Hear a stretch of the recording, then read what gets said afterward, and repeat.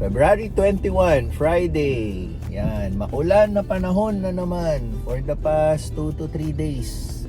Ganito yung weather natin. Paulan-ulan, sasaglit lang si araw. Tapos yan, most of the day na gloomy ang weather natin na may onting ulan. Yan. Medyo malungkot pag ganito yung weather, pero kailangan lagi lang tayo nakasmile. Lagi lang masaya. So, driving tayo ngayon, mag-workout tayo, and then after neto, susundin na natin si Pixar sa school. So, naka-time manage naman tayo, no? Just in time lang natin magagawa yung mga task na yon.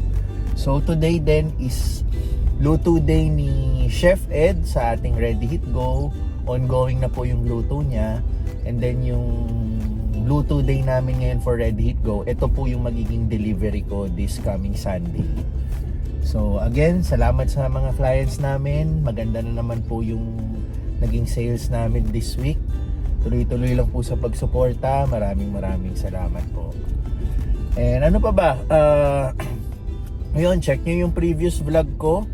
Dahil yung previous vlog ko, bumisita tayo sa condo unit ng aking parents-in-law. Meron po kasi silang condo unit sa may McKinley Hill, sa may BGC area. So, check nyo na lang po yun. Dahil for sale po siya or open po siya for Airbnb. So, kung may mga katanungan po kayo, ito po, ipa-flash ko po sa screen. Yan, pwede po kayong magtanong dyan anytime. And also, pakita ko na rin yung mismong unit. Nag-edit ako ng maliit na video, fast video lang para makita nyo yung sinasabi ko. Ito po.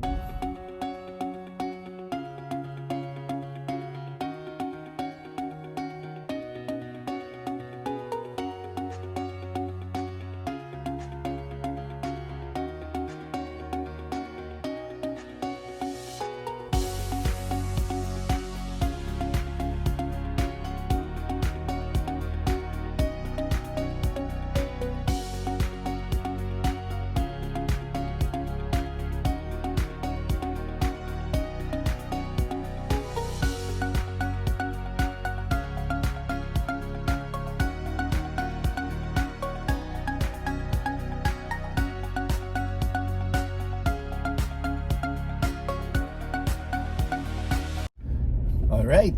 So ayun, 'di ba? Ganda, 'di ba? So kung interesado po kayo, ito po yung number sa screen, tawag lang po kayo or mag-text po kayo. And check nyo na rin yung previous vlog ko. Full vlog po 'yon. Inikot natin yung unit.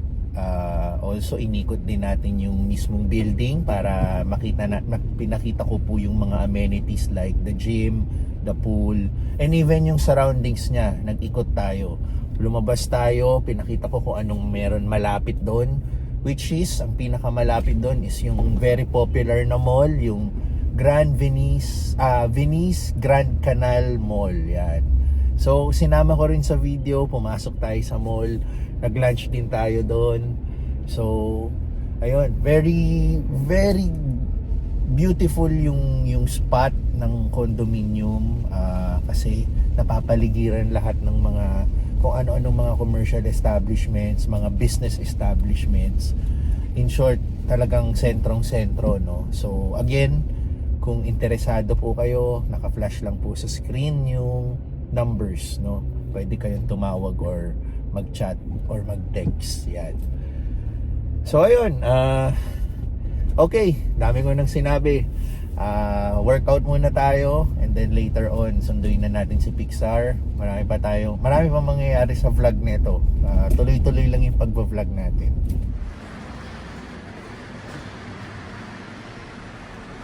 Okay, workout muna tayo. Okay, tara. Alas 7 ng gabi. Ito kami sa Alpha Mart. Okay. Choose na. Sige. Pupunta kami kay Mama. Tatambay si Pix. Tatambay kami doon kasi meron din siyang homework. Kailangan niyang tanungin si Mama about EDSA Revolution. Bibili lang siya ng snacks niya. Kakainin niya ron. Oh! Saan ka?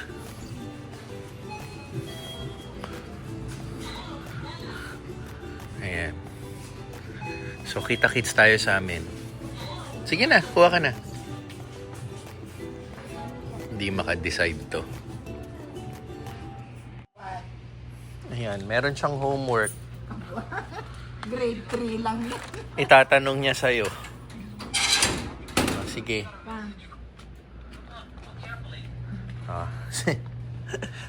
Si Kap nakakulong na talaga. Anong ginagawa sa bubong? Kapitbahay? Bakit? Bakit nga nung ginagawa niya ron? Ayan. Mamaya na yan. Do your homework na. Ito tayo sa bahay. What is your homework? Ayan ako. Naka-braces ako dati. Ito yung kapatid ko. Ayan, tungkol sa EDSA Revolution. Ito naman ako. Aking wedding picture. Ito naman yung kapatid ko. Yung bunso, wala pa eh. Wala pa silang picture dito pero kasal na sila. Turn off muna Yan, para makakonsentrate ka. Ito? Hindi kaya ma-question yan? Hindi naman. Pang-exercise niya. Wala daw siya. Makita ron. Ganyan eh. Oo, pang-exercise niya. Ask mo na. Tungkol sa EDSA. Sige. Read. Ano bang? Hindi ko nga rin alam yung tinutukoy niya eh. Listening to history. Ayan. Where were you? Doon ka muna sa first part. Wala ka pa nun. Yung instruction. Hindi, sabi niya, kailangan meron siyang ma-interview. Okay. Oo. Conduct a simple interview with your grandparents or someone. Yan. You read it to Mama Aida muna so she will understand. The EDSA People Power Revolution was a historic event in the Philippines where millions of Filipinos came together in 1986 to peacefully restore democracy. To help grade 3 students understand the significant moment, interview. Where were you during the EDSA People Power Revolution in 1986? I'm at home listening to the radio. Okay. Di ba? Ang bilis lang. Okay, I'm gonna upload this. Okay, second question. Yes. What did you see and experience during the event? Okay. There are a lot of people gathered in EDSA. It's a peaceful revolution. I'm just hearing it in the radio that it's not televised. So I can see and I can hear lots of people, nuns, priests, all kinds of people gather in Asia for a peaceful revolution. Okay. Okay, next question. Okay. How did you feel when you saw so many people gathered for the protest? A little bit worried because my children are very young then. I don't know what will happen, but it turned out it's a peaceful revolution. Okay.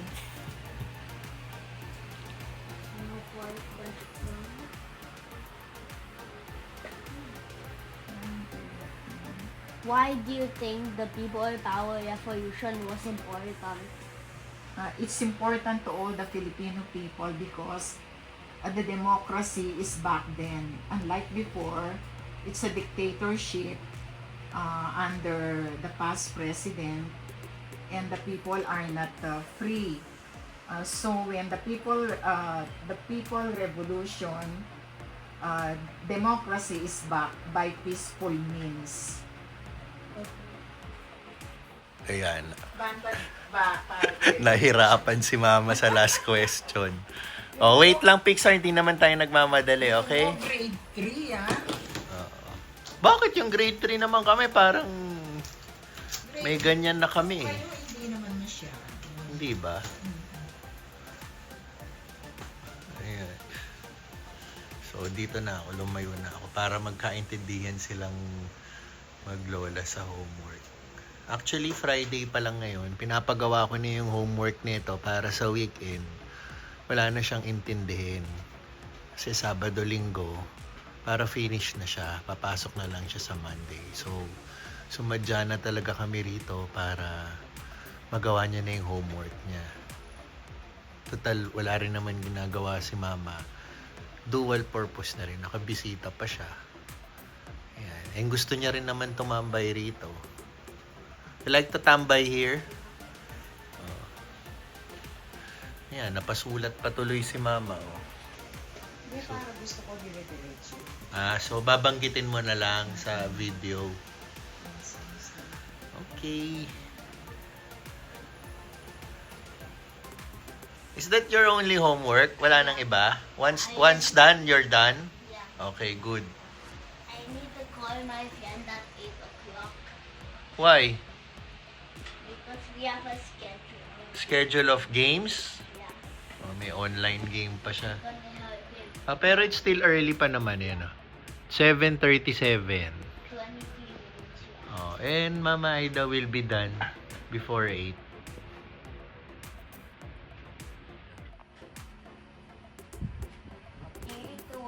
What lessons do you think young people today should learn 27? Okay. Lessons the youth of today learn from the EDSA People Power Revolution is that we can achieve the democracy that we want through peaceful means and not through bloody revolution. Okay? Done? Good job. What else? Oh, that's it. That's it? I'm gonna submit it now. No, Submit mo na. i-ano mo muna, i-align mo muna each question with each video. Yeah. Okay, and then you can, gusto niya na i-submit para tapos na siya. Baka nga naman na-record natin lahat, tapos dumating ang Lunes, hindi niya pala na-submit. Sayang naman. Where are you? Ay. Kasama ko ulit si Pixar for today. Si mami niya merong makeup, kasama niya si Richie. So, kami ni Pixar ang may iwan magkasama ulit. So, last night, successful naman yung ginawang homework ni Pixar. So, na-interview niya si mama, natapos nila. And then, mga after 1 to 2 hours, umuwi na rin kami sa bahay. So, for today, driving tayo, papunta tayo sa ating bungalow house for sale.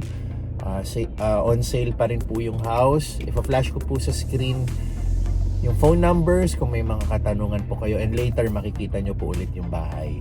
So kaya po tayo pupunta ron is may imi-meet po tayong broker para i-check yung bahay. Bagong broker po ito. Gusto niyang makita yung bahay para mag-take ng videos and pictures to present yung mga kukuhanin niyang pics and vids sa mga clients niya. After nun, mag-workout tayo, sasamahan niya ako dahil no choice siya. Magkasama kami, tatambay na lang siya sa gym. And then magla-lunch na lang kami magkasama sa South Mall. So, ayun, yun ang mga gagawin natin for today. Tomorrow, delivery na ng ating Ready Hit Go again because it's Sunday.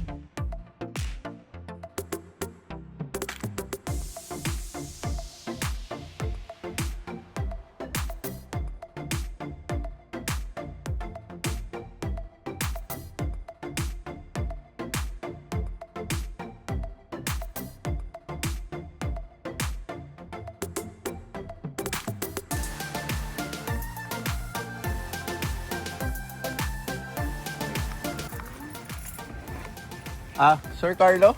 Okay. Dayan.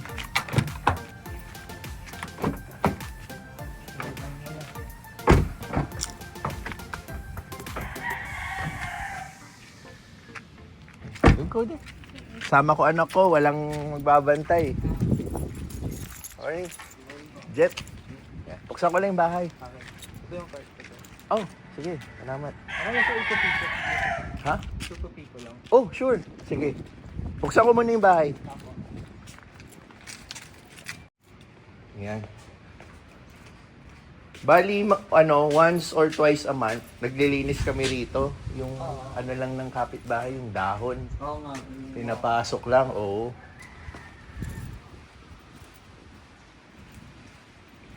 Kaya mag-i-start na yung broker natin mag-take ng picks and pins. So,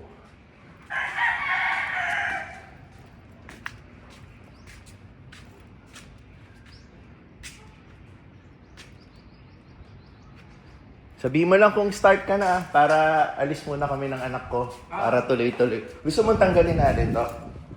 Or okay lang to? Okay lang yan? Yun, dito muna tayo sa labas. Hindi muna natin i-istorbohin si Sir Carlo. Yan siya. So, nag-i-start na siyang mag-take ng videos and pictures para i-present sa kanyang clients. So, tayo naman, ito ho yung bungalow house for sale. Ipa-flash ko din ho sa screen yung phone numbers natin. Okay, we're done. So, okay na si Sir Carlo. Ayun ang name niya. Nakapag-take na siya ng mga kailangan niya. Nagawa niya na yung mga kailangan niya. So, workout time. Let's go to the gym. Okay?